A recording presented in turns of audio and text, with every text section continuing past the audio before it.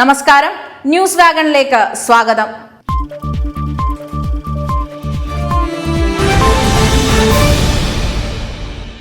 ഞാൻ ഒരു അവാർഡും പ്രതീക്ഷിക്കുന്നില്ല ജീവിതത്തിൽ. നാടകം ചെയ്യുമ്പോഴും ആളുകൾ പറയാറുണ്ട് ഇതിന് അവാർഡ് കിട്ടുമെന്നൊക്കെ.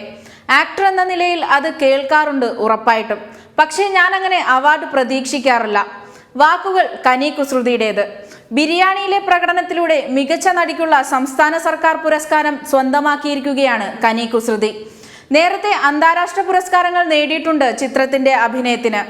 എന്നാൽ നാട്ടിൽ നിന്നുമുള്ള അംഗീകാരം ഏറെ സന്തോഷം നൽകുന്നതാണെന്ന് കനി പറഞ്ഞു. മോസ്കോ ചലച്ചിത്രമേളയിൽ ആദ്യമായിട്ടാണ് ഒരു മലയാള സിനിമയ്ക്ക് അവാർഡ് ലഭിക്കുന്നത്.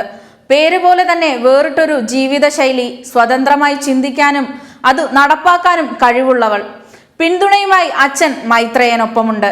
ഈ അനശ്വരം എന്നൊക്കെയുള്ള വാക്കുകളൊക്കെ അവിടെ ഉപയോഗിക്കുമ്പോഴേ ആരെങ്കിലും അനുഭവിച്ചിട്ടില്ലാത്ത കാര്യമാണ് അത്. അനശ്വരം 10-50 വയസ്സ് ഈ എഴുതിയ കാലത്തൊക്കെ ആളുകൾക്ക് 50 വയസ്സ് പോലും കഷ്ടിച്ചെത്തിച്ചിട്ടുള്ള മനുഷ്യന്മാരായിരിക്കും. അവന്മാരെല്ലാവരും കൂടാണ് ഈ അനശ്വരത്വത്തിനെ പറ്റി എന്നും സനാതനം എന്നൊക്കെ ഉള്ള വാക്കുകളൊക്കെ പറയുമ്പം കുറച്ച് നാൾ ജീവിച്ചിരുന്ന ആളുകളാണ് ഇതൊക്കെ പറയുകയും ചെയ്തിരുന്നതെങ്കിലും അറിയേണ്ടതുണ്ട്.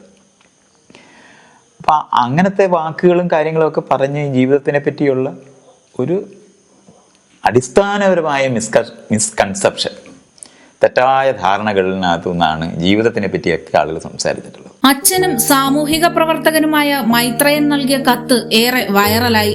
പ്രായപൂർത്തിയായ മക്കളുള്ള അച്ഛനമ്മമാർ വായിച്ചിരിക്കേണ്ടതാണ് മൈത്രേയന്റെ കത്ത്.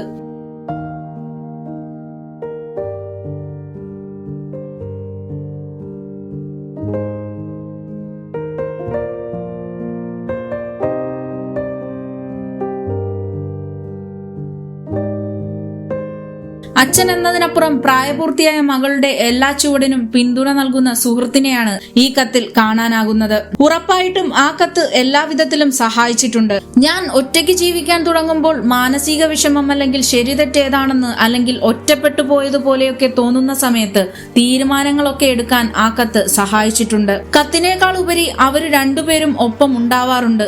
എന്നെ വളർത്തുന്ന രീതിയിൽ തന്നെ അതുണ്ടായിരുന്നു. കത്ത് അതിന്റെ ഭാഗമായി വന്നു എന്ന് മാത്രം. മാനസികമായിട്ടും ശാരീരികമായിട്ടും പ്രൊഫഷണലിയും പേഴ്സണലിയും ഒക്കെ വിഷമങ്ങളിൽ നിന്നും അതിജീവിക്കാൻ ആ കത്ത് സഹായിച്ചിട്ടുണ്ട്. മകൾ എന്ന നിലയിലും ഒരു പ്രായപൂർത്തിയായ വ്യക്തി എന്ന നിലയിലും എനിക്ക് ഏറ്റവും ശക്തിയും സ്നേഹവും തരുന്നത് അവര് തന്നെയാണ്. എന്റെ ഏറ്റവും വലിയ പ്രിവിലേജ് എന്റെ അച്ഛനും അമ്മയും തന്നെയാണ്. സമൂഹത്തിലെ ഏവർക്കും ആ കത്ത് അംഗീകരിക്കാൻ കഴിയണമെന്നില്ല. പക്ഷെ എന്നെ പോലെ കുറച്ചു പേർക്ക് ആ കത്തൊരു ആശ്വാസമാണ്. മലയാള സിനിമയിൽ ന്യൂഡിറ്റി അല്ലെങ്കിൽ സെക്ഷുവൽ സീനുകളുടെ മേക്കിങ്ങിന്റെ പൊളിച്ചെഴുത്തായിരുന്നു ബിരിയാണി സിനിമ എന്നൊന്നും എനിക്ക് പറയാൻ പറ്റില്ല. പോൺ സിനിമകളിൽ അഭിനയിക്കുന്ന നടിമാരുണ്ടല്ലോ പണ്ടേ നമ്മുടെ നാട്ടിൽ, അതുപോലെ ന്യൂഡ് മോഡൽസ് എത്രയോ പേരുണ്ട്. അവരോടൊക്കെ അടങ്ങാത്ത ബഹുമാനവും എനിക്കുണ്ട്. ഇങ്ങനെ പറയാൻ തന്റെ ഇടമുള്ളവർ അധികവും കാണില്ല നമുക്കിടയിൽ പ്രവർത്തിക്കാനും. ഡിപ്ലോമാറ്റിക് ആവുന്നത് അങ്ങനെ ഒരു മോശം കാര്യമായിട്ടൊന്നും ഞാൻ വിചാരിക്കുന്നില്ല. ഡിപ്ലോമാറ്റിക് ആകേണ്ട ചില സ്ഥലത്ത് ആളുകൾ ഡിപ്ലോമാറ്റിക് ആവട്ടെ, അല്ലെങ്കിൽ ചിലപ്പോൾ ഭയങ്കര അടി വഴക്ക് നമ്മൾ ഉദ്ദേശിക്കുന്ന ഒരു റിസൾട്ട് അല്ല വരുന്നതെങ്കിൽ ചിലപ്പോൾ ഡിപ്ലോമാറ്റിക് ആവുന്നത്. ഞാൻ ഇനിയും ഡിപ്ലോമാറ്റിക് ആകണം. എൻ്റെ പലപ്പോഴും ഒരു ചുമ്മാ പാഷനറ്റ് ആയിട്ട് സംസാരിച്ചിട്ടേ പലപ്പോഴും വർക്ക് ചെയ്യുന്ന സ്ഥലങ്ങളിലൊക്കെ ഒരുപാട് പ്രശ്നങ്ങളാണ് ഉണ്ടായിട്ടുള്ളത്. പൂർണ്ണ നഗ്നയായി ഒരു വിദേശ മാഗസീനിൽ പ്രത്യക്ഷപ്പെട്ട കനി ഏറെ വിവാദങ്ങൾ നേരിട്ടു. ഇന്ത്യയിൽ ഇപ്പോഴും സ്ത്രീകൾക്ക് കരുത്തുറ്റ നിലപാടുകൾ ഉണ്ടായിരിക്കണമെന്നാണ് ഞാൻ വിചാരിക്കുന്നത്. അത് സുഗമമാക്കുക പലപ്പോഴും നമ്മുടെ സാമ്പത്തിക സുരക്ഷയിൽ നിന്ന് തന്നെയാണ്. അപ്പോൾ വിദ്യാഭ്യാസവും തൊഴിലുറപ്പും അവസരങ്ങളും തുല്യമായി ഉണ്ടായിരിക്കുക എന്നുള്ളതാണ് ഒരു സ്ത്രീയെ സംബന്ധിച്ചിടത്തോളം സ്ട്രോങ് ആകാൻ ഇന്ത്യയിൽ അടിസ്ഥാനപരമായിട്ട് വേണ്ടത്.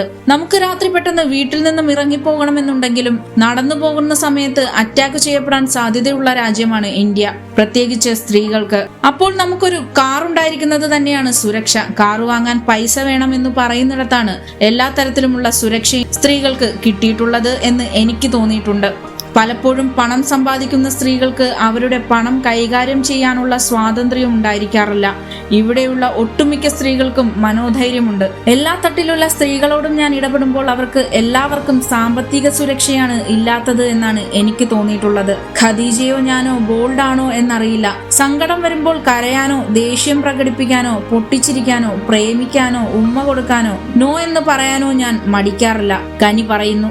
മലയാള സിനിമ മറന്ന മലയാളത്തിന്റെ ആദ്യത്തെ നായിക PK റോസിക്ക് തന്റെ അവാർഡ് സമർപ്പിക്കുന്നു എന്ന് കനി അറിയിച്ചു. അവസരങ്ങൾ എല്ലാവർക്കും എല്ലാ തരത്തിലും കിട്ടാറില്ല.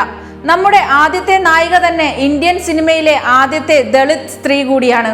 ഒരു അപ്പോക്രാറ്റ്സ് കഥാപാത്രം അവതരിപ്പിച്ച അവരുടെ വീടൊക്കെ കത്തിച്ച് ഈ നാട്ടിൽ നിന്ന് പറഞ്ഞുവിട്ട ചരിത്രമുള്ള സ്ഥലമാണ് കേരളം. ഇപ്പോഴും നായികാ നിരയിലുള്ളവരെ നോക്കുമ്പോൾ ജാതിപരമായി ആ വിവേചനമുള്ളതുപോലെ തന്നെയാണ് തോന്നിയിട്ടുള്ളത്. ബിരിയാണിയിലെ ഖദീജ എന്ന കഥാപാത്രം ഏത് സ്ത്രീക്കും റിലേറ്റ് ചെയ്യാവുന്നതാണ്. പാർശ്വവൽക്കരിക്കപ്പെട്ടവരുടെ കഥയാണ് ചിത്രത്തിന്റെ പ്രമേയമെന്നും കനി കുസൃതി പറഞ്ഞു.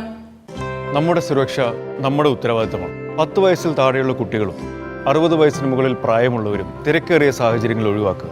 മാസ്ക് ധരിക്കുക, കൈകൾ സാനിറ്റൈസ് ചെയ്യുക, സർക്കാർ നിർദ്ദേശങ്ങൾ കൃത്യമായി പാലിക്കുക. ചെറിയൊരു അശ്രദ്ധ വലിയൊരു വിപത്തിന് കാരണമായേക്കാം.